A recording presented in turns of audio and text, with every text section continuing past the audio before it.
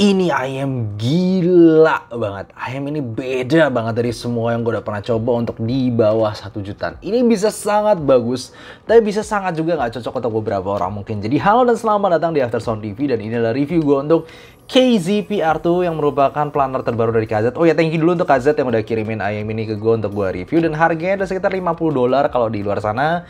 Jadi di Indonesia gue rasa sekitar 700, 600, 700 ribuan lah. Nggak sampai juta. Kalau sampai 1 juta itu penipuan. Oke, lalu sekarang seperti biasa aja gue akan bahas mulai dari build fit, frekuensi respons suara, dan juga perbandingannya, dan juga ada beberapa key point yang gue bakal sharing di sini.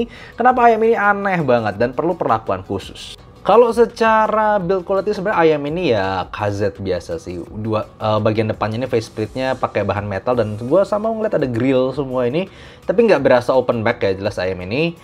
Dan bagian belakangnya sendiri, bagian nempel sama kuping kita, ini dari plastik. Dia tipikal KZ banget sih. Jadi kalau kalian pernah nyoba KZ Defy atau KZ ZVX yang udah pakai metal semua dan bahannya itu agak berat, ini mungkin agak sedikit mengecewakan karena lebih mahal tapi bahannya berasa lebih murahan. Dan juga dia pakai QDC Type-C seperti KZ-KZ pada umumnya. Kabelnya sama aja kayak KZ-KZ murah-murah di bawahnya, CCA, CRA atau yang lain ya, ini mirip-mirip lah seperti ini. Untuk ergonomi atau fittingnya sendiri buat gue nggak ada masalah sama sekali, karena dia fitnya oke-oke aja, dan juga ear guide-nya ngepas di gue tuh, jadi gue bisa pakai berjam-jam tanpa komplit sama sekali. Cuman memang ini adalah driver planner yang agak ngeflex drivernya. Kalau gue giniin cek gitu, jujur aja driver planner tuh jarang ada yang ngeflex, tapi gue pernah nemu juga selain si Zetianwu Heyday, gue juga ada ngeflex. Nah, sekarang key point pertama yang mau gue bahas sebelum gue bahas jauh tentang suaranya adalah ayam ini punya sensitivity paling rendah kayaknya untuk harga di bawah 1 jutaan, yaitu dia punya di 94 decibel, dan juga ya ohmnya sih biasa sih di 15 ohm ya ini, cuman sensitivity-nya itu rendah banget. Jadi ya ayam ini gampang susah di drive. Untuk menggambarkan saja, gue pakai DAP gue biasanya kalau di ayam gue tes itu kan memang pakai single ended kebanyakan, jadi nggak pakai balance-nya. Di low gain-nya itu volumenya sekitar 40-an, mentok mungkin sekitar 50, jadi nggak nyampe tinggi-tinggi banget. Kalau gue pakai Truth Ear Zero ataupun gue pakai si KKZ HBB kan, itu volumenya sekitar 60, jadi rada tinggi, jadi dari 40 ke 60 naik 20.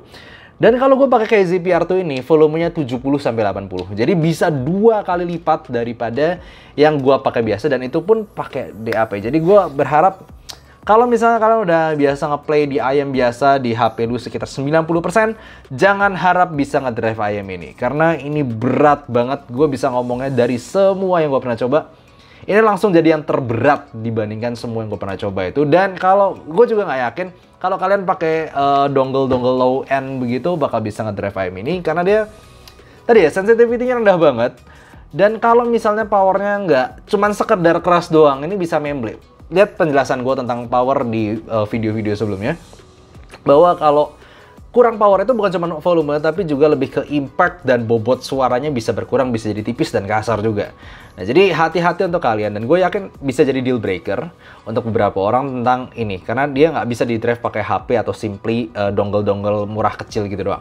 Nah, sekarang selanjutnya poin yang gue mau bahas adalah karena kalau misalnya ayam ini butuh power besar, membutuhkan biasanya kalau kita mau kasih power besar ya, lebih gampang pakai apa? Ya balance, cable balance. Umumnya balance amp circuitnya itu bisa memberikan power bisa sampai 2 kali lipat lebih kuat dibandingkan yang single ended.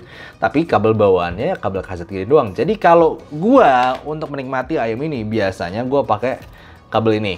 Kabel ini gua pakai KKZ Key1 Max.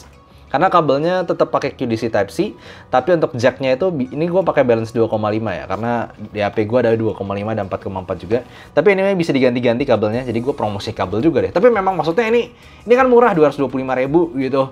Lo bisa pasangin sama ayam ini, dan gue sendiri bukan orang yang suka ganti-ganti kabel, tapi ini gue recommended banget untuk PR2 ataupun KKZ HBB kan kalau misalnya kalian pengen ngedrive pakai balance connection kalian. Lalu poin selanjutnya yang gue harus bahas adalah mengenai frekuensi respons juga. Dimana kalau kita lihat dari seri pengukuran, ayam ini tuh banyak banget frekuensi tingginya. Elevasi di treble-nya itu tinggi banget. upper treble, tapi bukan treble biasa ya. Kalau treble biasa yang bawa ces, dengerin simbal keras gitu, dengerin dari itu vokal gitu, nggak terlalu sibilan, nggak terlalu masalah. Tapi upper treble, treble tingginya itu loh, itu tinggi banget. Bahkan kalau gue jarang banget ketemu upper treble setinggi ini, dan ini bisa masalah kalau fittingnya nggak tepat. Di umumnya kalau kita mau menjinakkan treble, salah satu caranya ya either pakai foam atau simply pakai ear tips yang tebel bahannya dan juga kedap. Meningkatkan ketebalan atau deep seal di telinga kita itu bisa sedikit menurunkan treble tadi. Nah masalahnya kabel bawaan ear tips bawaannya itu KZ Star Tips yang di slicing begini loh. Jadi kayak ada ada kayak belahan-belahannya ini. Dan buat gue itu sealnya jadi nggak terlalu bener. Jadi kalau gue pakai kabel bawaannya, colok HP, lalu pakai ear tips bawaannya, ya ampun, itu kayak gue kupingnya digigitin semut kali. Tajam banget suaranya dan itu itu tinggi banget dan tipis. Jadi kalau gua mau menikmati KZ PR2 ini, gua harus ganti kabelnya, gua harus ganti ear tipsnya. Gua nggak bisa pakai bawaan. Gua jarang begini, maksudnya kebanyakan gua nggak apa-apa dengan kabel bawaan ataupun ear tips bawaannya. Itulah yang gua review. Ini nggak bisa. Untuk gua nikmatin ini gua harus ganti ear tips dan ganti kabel bawaan. Jadi please note, dan gua tahu itu mungkin bisa di deal breaker karena lu mesti belanja yang lain, mesti belanja ear tips lain, mesti belanja kabel lain yang balance sebisa mungkin, mesti belanja juga source yang cukup powerful. Jadi ini manja. Udah kita kesampingkan semua faktor tadi, kita ngomongin dengan kondisi ideal. Gue nggak mau ngomong kondisi tidak ideal karena simply jelek, suaranya bakal tipis, kasar, pecah. Nah jadi gue mau bahas aja kalau ini ayam udah di drive dengan proper, lalu pakai kabel balance tadi ditambah dengan ear seal yang tepat, gue ngerasa ayam ini bisa sangat-sangat bagus. Mulai dari bassnya dulu aja. Bassnya ini bass yang ala planar, lu bakal ngerasain dalamnya, gebukannya, tapi ini cepet. Jadi nggak kayak dynamic driver yang kalau misalnya dalam lu sampai sub bass extensionnya bagus. Kebanyakan dynamic driver lu bisa kerasa kayak dum gitu, ada kayak getar rumbling gitu. Kalau di sini nggak, kayak dum, kayak lebih cepet dum. Kayak jadinya dengerin EDM atau dengerin rock itu masih bisa di sini dan berasanya cepet. Sensasi drivernya beda sama dynamic driver biasa. Dalamnya dapat, tebelnya dapat, tapi lebih cepat. Jadi ini bisa, ya ada yang bisa suka, ada yang bisa nggak suka sih anyway. Tapi kalau buat gue sih, gue bisa enjoy banget untuk berbagai macam lagu karena cukup energik, bisa dalam, kontrolnya juga bagus. Nah kalau mid range ya sebenarnya kalau lihat frequency response-nya doang sih oke lah. Dia cukup balance lah, nggak sampai maju-maju banget, nggak sampai shouty, nggak nyampe mendelep juga. Jadi overall balancing-nya bagus.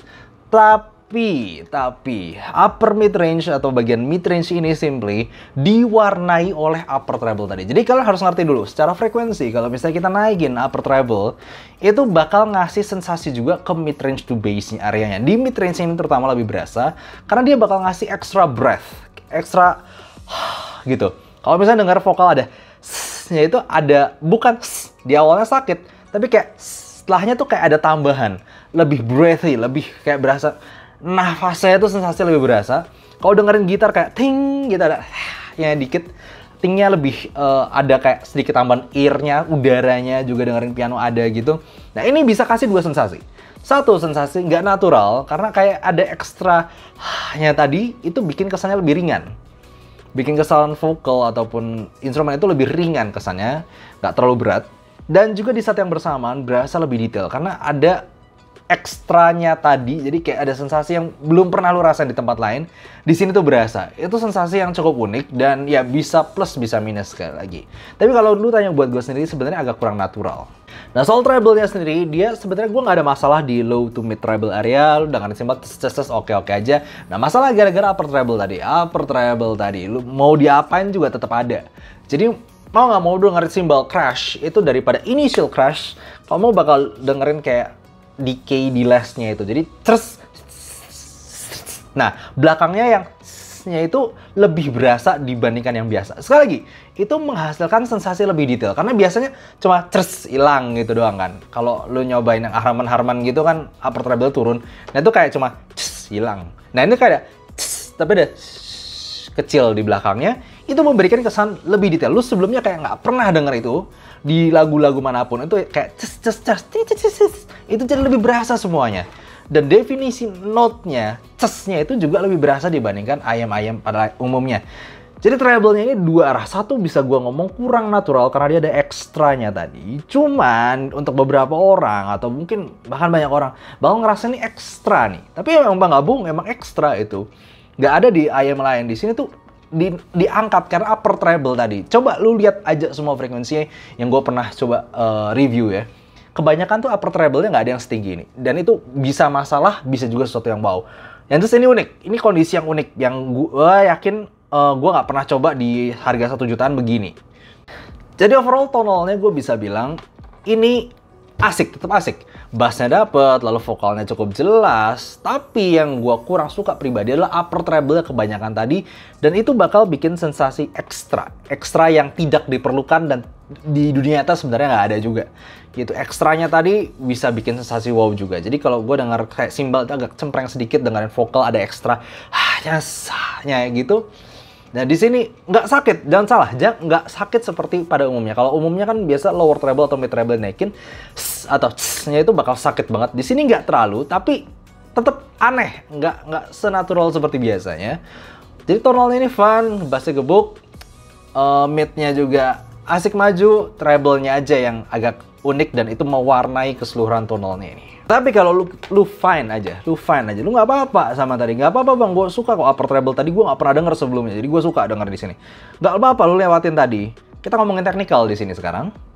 Ini raja, udah, gue nyobain banyak, mau Truth Ear, mau KZABB kan, mau yang apa aja lu sebutin, mau Hudson Outmere, kebantai semua sama PR2 ini. Kalau kita ngomong detail, kita ngomong resolusi, kelengkapan ada aja. Mana ada yang ujung sampai ujung dari sub bass terus frekuensi upper treble tadi tuh dia bisa naik semua, bisa diangkat semua di sini. Mana ada ini sampai IM yang mungkin ya juta lah levelnya, 2 juta ke atas, 3 juta ke atas. Jadi IM ini kalau kita ngomongin technical dan frequency range-nya nadanya dia itu gila banget. Gue bisa bilang gila. Nggak pernah gue denger yang kayak gini di under 1 juta. Dan ya, note definition juga nggak ngeblur gitu. Lu dengerin nada tuh ting ting ting, cereng cereng cereng jreng gitu, cas cas cas. Itu jelas semua ya. Sampai gue bisa bilang kayak kalau kita mengesampingkan tonal ya, gue dengerin doang ini, gue bisa tebak, gue lupakan KZ, lupakan apa, ganti ini bikin lebih bagus lagi build sama apa-apanya. Gue dengerin, ya ini I am simply secara technical only jelas level 2 juta ke atas. Jadi ya bisa dibilang teknikalnya ini raja, cuman tonalnya itu yang perlu dipertimbangkan sama requirement-nya tadi. Sedikit info aja, bahkan IM ini secara drivability untuk di drive-nya itu bahkan lebih berat dibandingkan S12, S12 Pro ataupun Timeless. Segitu beratnya dibandingkan planar-planar kakaknya yang notabene lebih mahal tapi easier to drive. Nah sekarang gue ditanyakan pasti gimana Bang perbandingannya langsung. Jadi gue mau banding-bandingin sama yang signifikan aja. Gue mau bandingin sama Truth Ear Zero Red ini. Ini salah satu IM, mungkin salah satu jagoan gue lah untuk harga segini. Untuk harga sama-sama $50, 700 ribuan. Kalau lu udah suka PR tuh, walaupun dengan kelemahan-kelemahan tadi yang gue sebutin, lu nggak apa-apa dan lu udah memenuhi requirement kebutuhan dia untuk power besar dan juga seal yang baik tadi, well, PR2 ini jelas di atasnya Truth Ear Zero Red in terms of detail, resolution, and frequency range tadi. Ini jelas lebih kayak levelnya lebih atas lagi. Segala note-nya tuh lebih jelas. Lu ke Truth Ear Zero Red bakal ngerasa ngeblur semua. Nada-nadanya kok jadi kayak kurang jelas, agak lembek, soft itu. Bukannya ini jelek, tapi segitu PR2 bisa ngasih sensasi resolusi dan detailnya itu. Ini bakal kerasa agak ngeblur, agak nyampur-nyampur, tapi lebih natural. Hilang tadi extra zing, extra upper treble-nya tadi hilang semua. Diganti yang lebih proper, lebih natural, lebih nyantai, lebih lembut, dikasih tambahan lagi sub bass rumbling yang sebelumnya gue nggak terlalu berasa di KZ PR2 ini untuk beberapa lagu orkestra. Sekarang lu dikasih sesuatu yang bisa rumbling, bisa geter gitu, bisa megah dan ditambah dengan soundstage yang besar. Jadi ini lebih imersif, suasananya tuh kayak lebih lu dilingkupin sama studio gitu lah kayaknya. Jadi overall ini lebih megah dengan sub bass rumble tadi, lebih natural juga suaranya overall. Cuman berasa ngeblur kalau dibanding KZ PR2. Jadi bisa plus bisa minus, terserah nih kalian mau yang mana. Cuma kalau lu tanya gue pribadi, lu tanya gue pribadi nih, gue lebih suka mana? Untuk hari-hari ini, mungkin karena ini juga masih baru ya. Jadi gue sejujurnya lebih enjoy denger Truth Ear Zero Red ini. Simply karena dia lebih natural, sementara di sini gue rada capek dengernya dengan ekstra bumbu-bumbu tadi. Yang hebat tapi, gue kalau misalnya bandingin sama Dioko itu kan harganya sekitar 1,2, 1,5. Mestinya sih, harganya kan $99 gitu. Di sini sih mestinya sekitar 1,5-an, tapi banyak diskon 1,2-an. Anyway, harganya udah 1,2 juta. Nah, Dioko itu suaranya lebih U-shape, vokalnya lebih mundur, bassnya tidak seberbody si PR2 ini. Jadi overall PR2 ini gue bisa bilang secara tonal lebih all-rounder dibandingkan Dioko dengan level technical yang serupa. Gila nggak tuh? Level technicalnya bisa nyamain yang gue sebelumnya anggap the best di harga 1 jutaan, si Dioko. Ini bisa cukup nyaman levelnya, detailnya, resolusinya, dengan tonal yang lebih baik. Dengan tonal yang lebih enjoyable. Tapi lebih berat di drive. Asal proper drive itu ya, itu kata kuncinya. Kalau enggak ya, buat gue Dioko easy to drive soalnya. Lebih aman drive. Ini buat gue lebih bagus. Jadi buat gue gila. Secara value jelas great, amazing. Tapi kalau misalnya kalian pasti nanya lagi, Bang, gimana kalau dibandingin sama planar-planar yang harganya 2 jutaan atau 3 jutaan ke atasnya? Kalau misalnya gue bandingin lagi sama kayak S12 Pro gue, ataupun sama Timeless gitu, itu simply mereka masih di atas. S12 dan juga Timeless dan kawan-kawan Tangsu Zetian Wahedi dengan tonal yang lebih natural. Itu mereka yang semua tadi itu nggak punya extra treble zing atas tadi. Tapi secara imaging dan juga pinpoint di mana suaranya itu berasal itu lebih jelas. Jadi jangan lawan planar 2-3 jutaan gitu, karena tetap lebih kalah si Piato ini. Dari tonal kurang natural, dia terlalu ada extra zing di upper treble-nya tadi, ditambah dengan pinpoint yang masih kalah juga. Cuman buat gue ya dia udah ngalahin banyak ayam di harga 1 jutaan, cuman belum nyampe planar level 2-3 jutaan. Nah, tapi satu lagi yang gue perlu bear in notes, ini salah satu yang pengalaman pribadi banget. Jadi kalau lu nyobain ayam ini di Meet Audio, jujur aja, karena Meet Audio itu kan rame, biasanya rame, ambience-nya itu nggak terlalu sepi. Kadang lu bisa nggak terlalu kedengeran tuh extra upper treble tadi. Extra upper treble-nya tadi, kalau misalnya hilang ya, jadi simply natural-natural aja suaranya, enak-enak aja ayam ini. Coba perhatikan bener-bener tentang extra upper treble itu, karena hati-hati. Kalau gue kerasa banget pas lagi malam-malam nih, sepi, gue lagi listening session, gue lagi bener-bener fokus, gue mau review, itu berasa extra upper treble tadi kebanyakan dan buat gue kurang natural. Jadi gitu aja untuk ayam ini. Please beware, gue udah ngomong di sekarang nih, hati-hati. Apakah dia bagus? Gue bisa bilang sangat bagus, tapi requirement-nya banyak. Requirement gue mesti ganti kabel jadi balance, gue mesti ganti ear tips-nya lebih kedap lagi, gue mesti pakai DAP, gue nggak bisa sekedar pakai HP atau colok dongle-dongle murah. Lalu juga gue harus nggak apa-apa dengan upper treble tadi. Tapi kalau semua itu udah dipenuhin, semua itu oke buat lu ya, simply ayam ini raja technical, dia yang paling wah lah di harganya. Gitu aja untuk review kali ini, dan semoga kalian suka. Ini adalah review untuk final score untuk tonalnya dan juga ini untuk technicalnya. Amazing lah untuk PR2 ini, walaupun banyak kekurangannya. Tapi anyway, harganya kalau kita ngomong cuma $50 anyway untuk 100.000. Buat gua kalau lu ada budget segitu, ini sih kudu dicoba banget. Gitu aja, see you next time, bye-bye.